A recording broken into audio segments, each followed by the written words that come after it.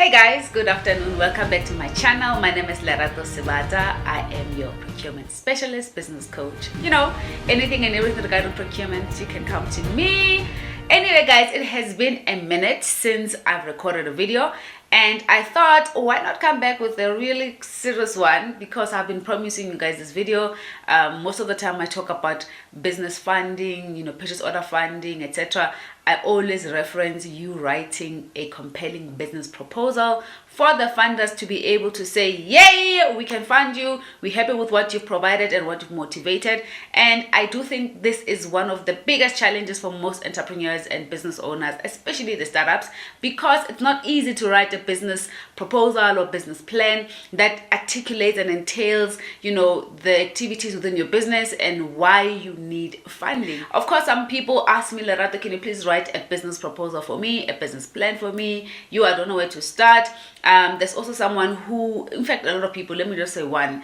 Of recent, I've heard about 4 or 5 people who are asking me, can you please help me with drafting a business plan? I need money. There are people that are charging us exorbitant amount of money just to draft business plans.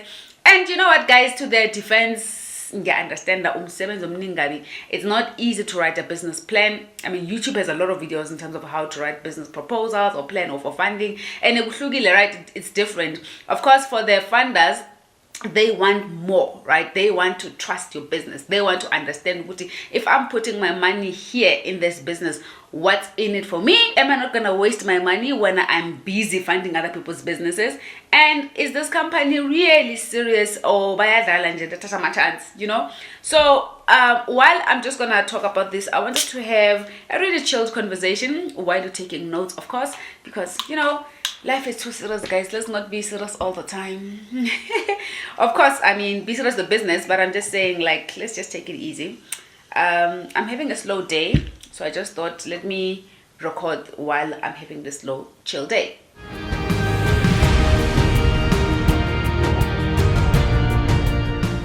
First things first, when you are writing a serious business proposal for funding, or for a request for someone to give you money and, to motivate why you need your business to be funded, you need to understand, guys, that there are key, I would say, components or ingredients of what entails a business plan, right?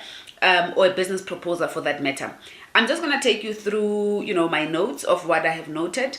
There is always a structure on how you write business plans and proposals, but some of the key things that you need to highlight and to actually amplify in your business plan, for especially when you want investors and funders to come through for you, whether it's banks, whether it's crowdfunding, whether it is grant funders, institutions. I've done a video on that. So it is, anyway, that's the people that you want to attract, right? So without blabbing and saying too many things, I just want to say, you need to start with a very strong executive summary. Executive summary, guys, basically summarizes your needs analysis of what your business plan entails, or your business proposal entails. You identify and you mention services about your company, when it started, what you are about, what your marketing strategy is, your positioning, your financial status, the number of products you're selling, what you're anticipating to sell. It just encapsulates everything, basically summary of what the entire business proposal is about, so that whoever the funder is reading that can already get a glimpse, an idea of what you are proposing in your plan. So it has to be really compelling. It has to be really captivating. It needs to, punch the right spots, or rather hit the right spot. It has to be that precise and concise and clear. Okay, so that's one thing I would say, that when you're writing a business or rather a strong executive summary, it's going to help in that, right? And one of the things you can include is highlight the important points of your business plan, including your problem that you're solving, including your solution to the market or whatever your business services are, and your market opportunity, your financial projections. Let someone already be interested in what you're about to say, for them to take and read the entire document, because your executive summary is that strong, precise, to the point, and it is, of course, captivating. And another thing is, have a clear problem. Okay, some people want money, but they cannot articulate what is your issue, what is your problem, right? In your problem statement, of course, then you need to indicate, these are my needs. This is the challenge I have in the business. I want to scale. I want to buy more vehicles or more fleet, or I want to open new offices, or I have, this equipment. I need more for this specific reason. Like, be clear on your needs and also what problems that you're solving. Explain why it is a significant problem that you want to solve, hence you need the funds. If you are just someone who wants grant funding, you just don't know where to start, because remember guys, there's a difference between people who really need business finances for business and those who think that business finances is there to help their personal needs. And unfortunately, funders are not here, guys, to solve our poverty problems. Unfortunately, they are here to amplify and to elevate business spectrum within the economy. And a lot of businesses have money that they set aside to actually assist and grow small businesses through their ESD programs and ED programs, and sometimes through CSI projects, right? So it's very important for you to mention good thinking, right? And then the next point I want to mention is do your market research and validation. A lot of people don't do market research on their businesses. You could be opening a cleaning business right now, and unfortunately, guys, cleaning business is very saturated. Construction is very saturated, right? A lot of businesses these days, especially those say general type of services, not specialized, it's very saturated. And therefore, if you do not do your market research and understand who are your competitors, who is playing at what level, have you done an analysis for yourself within my industry, where am I playing at, right? Am I at a level where, I'll make an example, at a level where Abu MTN they're at, for example, or let's just make a simple example. Banks, right? We have major banks that we in South Africa we all can appreciate. We've got FNB, we've got Standard Bank, we've got ABSA, we've got Capitec, we've got Time Bank, Investec, So if all these banks I've mentioned, they are all playing at different levels, different markets, consumers that they are targeting, and of course their technology speaks to even the people that they actually trying to attract, the income brackets and business brackets and stuff. So therefore the packages are set up like that. And if Investec is seen as a prestige bank for wealth creators and whatnot, it cannot be in the same level as where Capitec is. You understand? And Capitec people then have their own market analysis and their research on how they're going to actually grab the attention of their customers so that they cater for that market and the needs of that market. And even the fees and the packages that they provide speak to exactly that. So what I'm basically saying is that even with your own business, your proposal, you need to indicate what your market research is. You've done the research, you know who's playing at what level and where are you at, so that can help you set up your competitive strategy and sustainable strategy on how you're going to thrive in business, particularly in that area, because that's what the investor wants to see. You know who is your competition and you know who are your customers, and therefore how are you then going to navigate and proceed through this particular market, right? And then the other thing that you need to note, of course I'm not going by any particular order, but these are all the important components that you need to mention in your business proposal for funding. The other thing is revenue model and financial projections. This is absolutely important, right? If you don't have a revenue model that guides your business and developing realistic revenue goals, expenses, forecast, then you are not convincing the investor, Uguti, we can trust our money can be put in this business. And guys, if you do not know how to develop these models, financial modeling and don't, ask our accountants to help you. Don't want to be a master of everything in your business. If you are a business owner and you're a good business development manager, or you're good with strategy and you're good in finding clients, you're good in sales, you cannot be good with finances and taxes and whatnot. In this type of department, seek professionals, especially when you're writing a proposal for funding, right? Because you want people to actually mention and highlight all the important elements pertaining to your revenue structure, your financial statements, and including your financial projections, right? What do I mean by projections? If you are selling, for example, let's say you are selling stationery and pens, I don't know, and you know what, in my volume this month I sell 500 units and I need money so that I can have a storage where I can store these things, and maybe that's part of your plan. This is where I saw the storage, these are the amounts, this is the values that I've found, this is the rental fee per month, or even if you want to buy, this is how much it's going to cost me. You need to do like a whole analysis, and it costing you this much, this is how much it's going to cost you to even maintain the place, and this is how much it's going to require you to hire so many people, you know, and the running cost and the cash flow needed and whatever to operationalize, you know, your business. And then you must indicate, what am I forecasting to make in the next year or next 6 months in terms of your sales, in terms of your units, in terms of course your revenue. That then, I guess, makes the investor trust ukuthi you've done your homework. Ayikho umuntu uzokunikeza imali, guys, without you doing the work and just saying, I have an idea, and my idea is to actually open a big warehouse somewhere on N1 where everyone can see, you know, like our Amrod, where they have structured their nice big warehouse there. You just come up with a dream. A business proposal is not a dream. Let's just get that right, okay? It's a real living document. Seriously.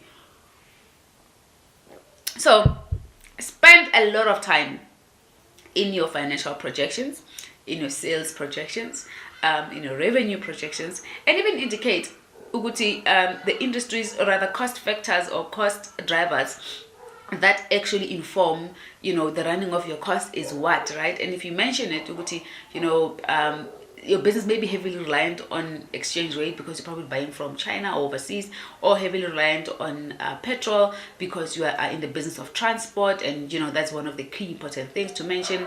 You know, some of the parts are not easily available, especially if you are in the vehicles and fleet industry. It's just not that easy. There's just a huge shortage of, you know, vehicles in the country. So if you want to then scale, how are you, you know, developing a model that will not lead to shortages? Because remember, anything that has to do with stock in business, it's money. So the more you keep, it means you've kept money locked. So you don't want the investor to think for you in terms of how you're going to run your business. You need to tell the investor how your business works and how your business runs, okay? I hope I'm clear. The other thing is include scalability, right? Investors often look for businesses with potential scale. Scalability means ukukula.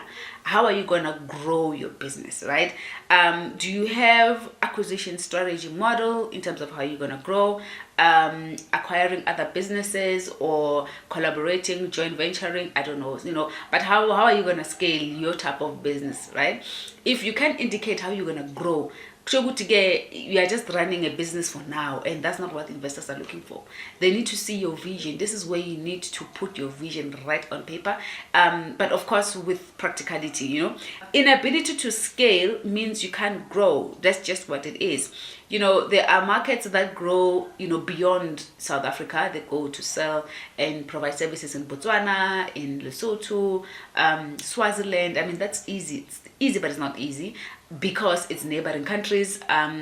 There is usage of rand, of course, and US dollar, of course, and their local currency. But because rand is used in Botswana, or Lesbula, right? But you can still pay with rent, okay? Or Lesotho and stuff. So at least you're showing what this is my plan in terms of scaling. If it's not outside of the borders of South Africa, because I'm also giving you guys wild ideas, it means now if you're in Gauteng, how do you then grow to, you know, Free State, to find markets in Cape Town, find markets in Durban, whatever, or even grow online business? Sometimes it might not even be geographical area physically like that, but it could be through online business. There's a lot of, you know, money that rotates, honestly, guys, in the online space, and to a point even some of the cryptocurrencies that are growing in business. And that's how, you know, businesses grow and scale, because that's one model of you growing. And it depends, Buti, what do you need these funds for? but I'm just mentioning it overall because now my channel is watched by different people at different levels of their business. So therefore, take what you need in this type of example and then run with it. All right, indicate how you're going to use the funds, right? If you don't indicate how you're going to use the funds in a corner, you are not, I guess, giving enough information for the investor and the funder to say, okay, we're not get funder, right? So you need to indicate how you're going to use the funds. Clearly specify how you intend to use your funds in terms of running your business, right? If today you are looking for 2 million and you get funded 2 million, boom, into your account, what are you going to do tomorrow? From tomorrow, what are you going to do with that funds? That's what I'm saying. The investor wants to know, once I give you this check and then it is deposited into your account, what are you going to do with it? If you don't have a clear plan on this is how I'm going to, use it for my product development. Because remember, guys, people I guess, not misunderstand. They communicate or miss some things. I don't know the right word I'm looking for, but we forget some of the costs that make the business grow and the product grow, and we don't factor those costs in. And one thing that is really important that eats and takes away this money is product research and development. You pay for research. Some sites, for you to access them, they need you to subscribe. Nothing's for free. No one is going to do all the hard work, data mining, and put things together, and then we come and consume and use that for mahala. Some people put their resources, their efforts, their expertise into that. They too also maybe had to go and buy licenses to give us that information, the data. And for product development phase or research, you need it for your business, and you probably may need to pay for that, right? You may need to pay for a good web developer to develop a website for you, an app, if that's what it is. So sorry, using the funds also, it explains how much you're going to pay for your marketing, how much you're going to pay for buying a vehicle, and this vehicle, if it's this much, is about disposed at what year, for how much, you see what I'm saying? So all I'm saying is have a plan what you're going to do with the funds. Include that in your proposal, okay? And then one of the things that I love, is risk assessment and mitigation. Most people forget to include this in their business proposal. You need to highlight your risk assessment in your proposal. And that means, what are the potential risks you're going to foresee as a business, and how you are going to mitigate those risks, or even manage those risks. Sometimes you can't mitigate them, but how are you going to manage them? The investor and the funder wants to know exactly that. What are you going to do to manage those risks, and how you're going to do that? It's easy to develop a risk register. Also, if you're not sure, ask some people who are doing compliance and risk to assist you in developing a critical good risk register for your business. There is no business that does not have risks. There's nothing. Always think about this. What could go wrong in me providing this service or this product? What could go wrong in me transporting these items from point A to point B? What could go wrong tomorrow if a customer orders and I can't deliver? Those things that could go wrong, those are your risks, okay? And then you can develop your mitigation plans and how you're going to manage them. They are telling the investor when you are here, woke, right? Nothing's going to catch you by surprise. If COVID hits again, what is your plan? If tsunami hits tomorrow, what is your plan? That's what this impact section talks about. Another important point I really love is traction and milestone. A lot of people don't mention this in their business proposal, especially when they need funders to look at them. This is what then will make yours different and stand out, right? Showcase your work. Mention, this is what I've achieved. This is how I'm tracking. This is where I was. This is where I'm at now, especially for those businesses that have already started, not, a startup, basically.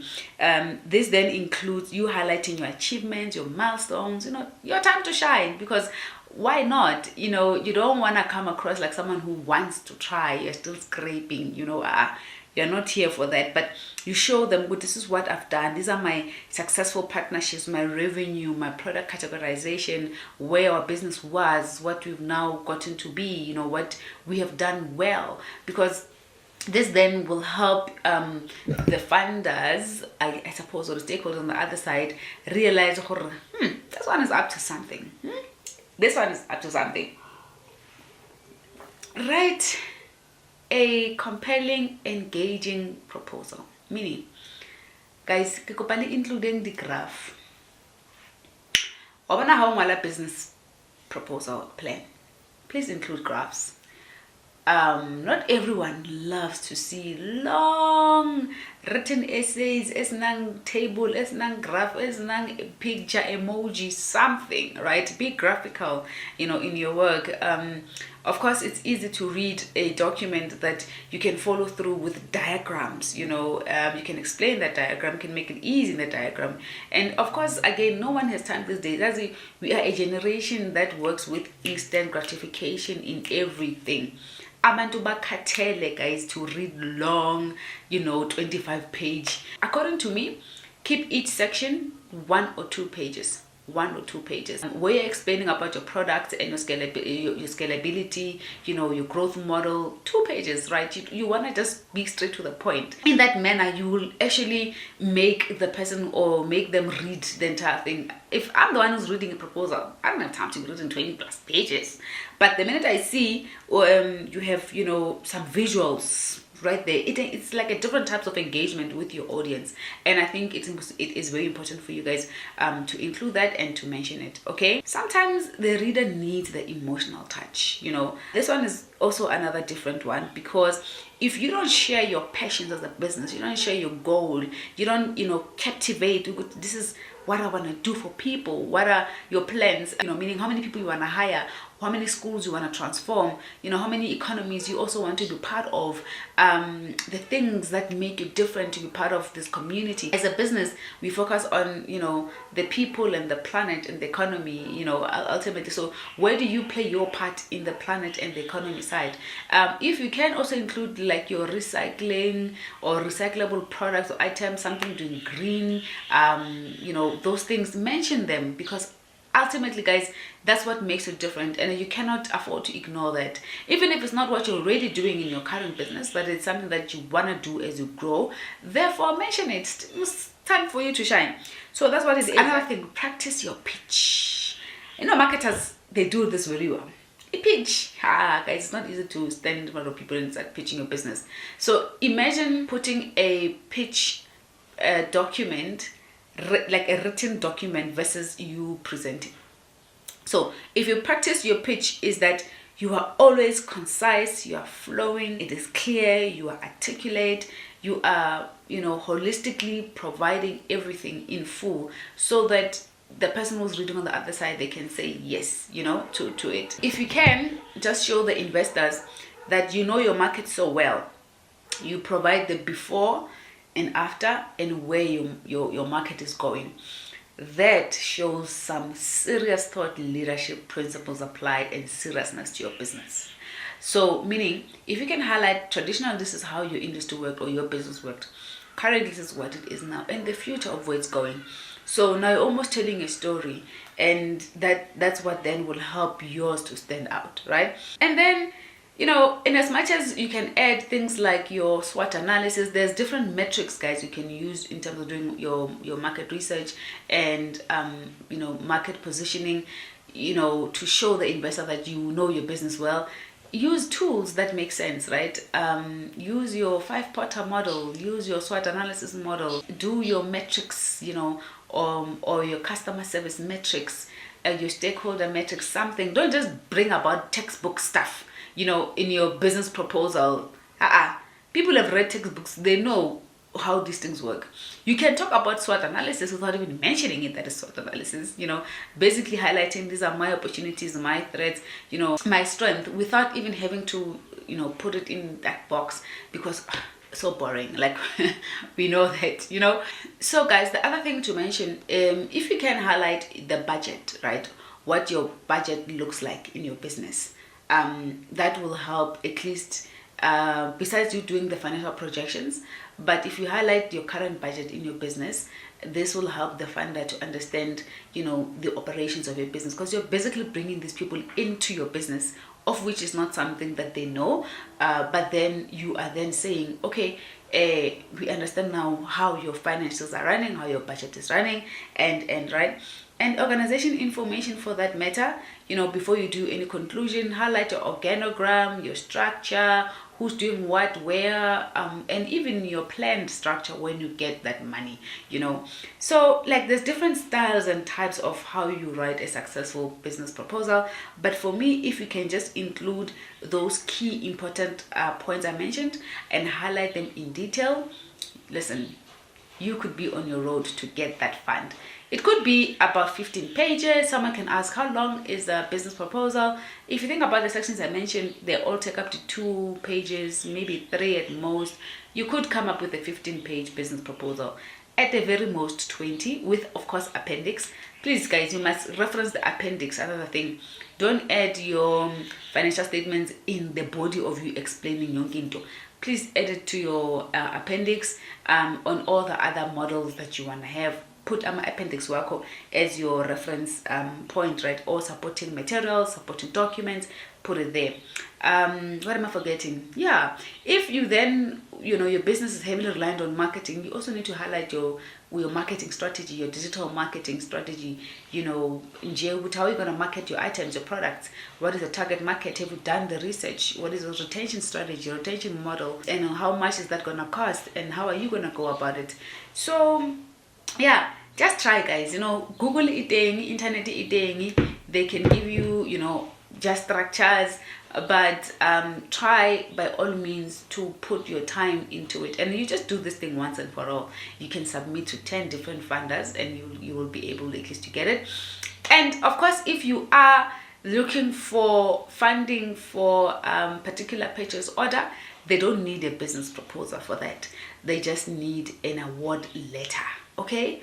And from that award letter, they would or contract for that matter, and then they'll do all the other checks, your finances, whatever. Then you'll be good to go. I hope I was clear, and today some of you can know how to draft a compelling business proposal to get the funders opportunity to look at you and say, yes, we want you. Guys, if you do need my help whatsoever, please do email me on info@roigroup.co.za. Please do like, share, and subscribe to my channel if this video was valuable to you. And of course, comment down below when you need help, or comment, whatever type of comment, right? I love to engage with you guys, and thank you so much for keeping the comments and questions coming.